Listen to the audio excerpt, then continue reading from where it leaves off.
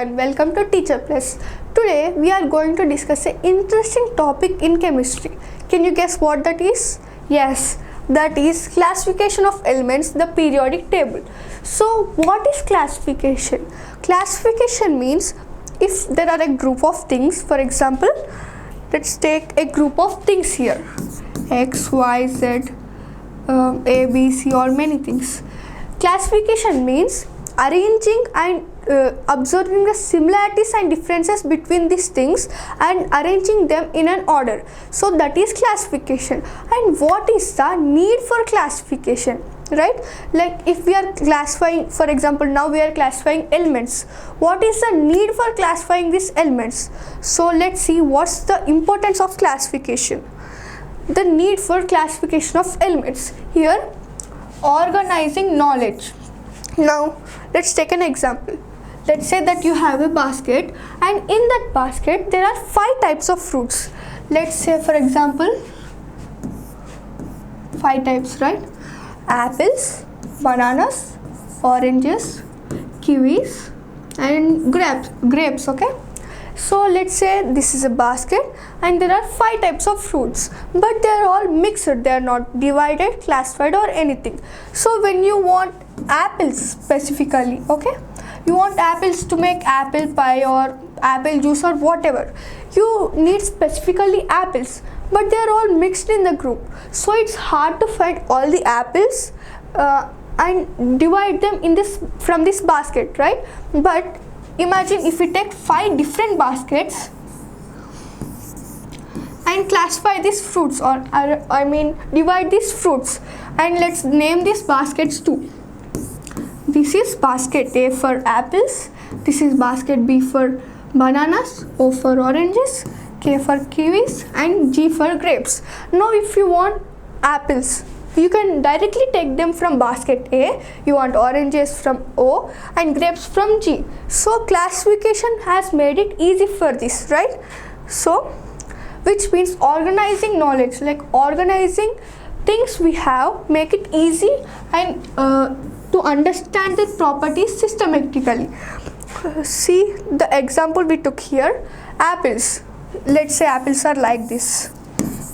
Okay, you see the similarity in their shape and color, right? They are not totally same, but the similarities and differences, you can observe the similarities and differences by organizing them, right? Now the next one is predicting properties. Let's say that you have organized few things. Okay, this is a group A and you have put X, Y, and Z in them. So you know that in group A, X, Y, Z are the elements, but you only remember the properties of X, and you only remember that these are the elements in group A, but you don't know the properties of Y and Z. What are you going to do now? Since X, Y, Z are in the group of A, all these elements will have similar properties, right? Even if you know the properties of X, you can find the properties of X, Y, Z. This is another need for classification. And third one is simplifying chemistry. Grouping elements with similar properties simplifies study and application. Like in chemistry, we do many researches and like experiments in chemistry. So classifying them will simplify this, and the foundation for new discoveries. Like the periodic table structure allows scientists to hypothesize the existence and the properties of unknown elements. Now, for example, back in the days there were 13, 61, 90. Now there are 118 elements, right? For example, if I say that you have to remember the properties of these 118 elements individually, would it be easy for you? But if you classify them, it would be easy for us to remember and understand them. And even when there are going to be new discoveries in the future, it would be easier for us to hypothesize the existence and properties of the unknown elements. So if this classification is very important, wouldn't scientists try to do it earlier only? Let's see some important classifications. The first one is Dobereiner's law of triad. Dobereiner is a very great scientist and he proposed the law of triads, which is Dobereiner observed that certain elements could be grouped in sets of 3 triads where the atomic mass of the middle element was approximately the average of the other two. Let's simplify this definition, where Dobereiner's law of triad states that when elements with similar properties are arranged in a group of 3, the atomic weight of the second element is the average of atomic weight of first and third element. So this is the Dobereiner's law of triad. And let's take some examples of Dobereiner's law of triad. For example, this is a triad. So in this triad, lithium with atomic mass 7 and sodium with atomic mass 23 and potassium with atomic mass 39. So by Dobereiner's law of triad, it means that the average of lithium's atomic weight and potassium's atomic weight should be the atomic weight of sodium. Let's see if it works. So here 7 plus 39 by 2. So it is 46 by 2, which is 23, and that is the atomic weight of sodium. So this law works for this triad. Let's see the second triad. In this, calcium with 40, strontium with 88 and barium with 137. Let's see the average of calcium and barium. So here 137 plus 40 by 2 is equals to 177 by 2, which is equals to 88.5.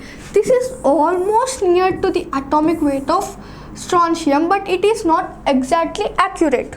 Now let's see the third triad. Here chlorine with atomic weight 35, bromine with 80 and iodine with 127. Let's see their average. Here chlorine with 35.5 plus iodine with 127 by 2.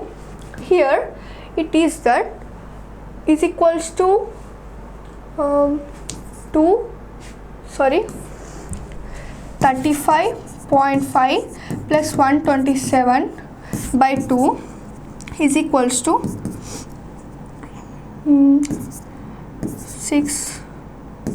162.5 by 2 is equals to 81.25.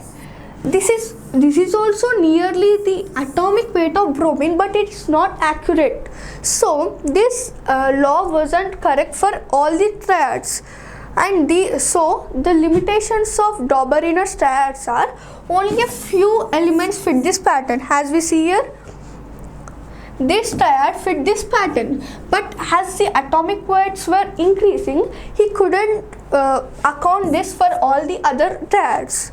And the second one is, he could not account all the known elements and didn't include elements outside this triads. Let's say there were certain number of elements here, and he formed few triads, but he could not form triads for these remaining elements. So this was also a limitation for Dobereiner.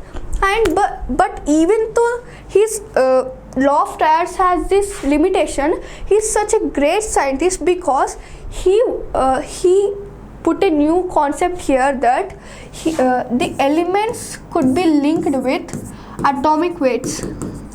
This gave scientists a new idea of classification, and that's why Dobereiner is such a great scientist. This is our topic about Dobereiner's law of triads, need for classification of elements. Thank you.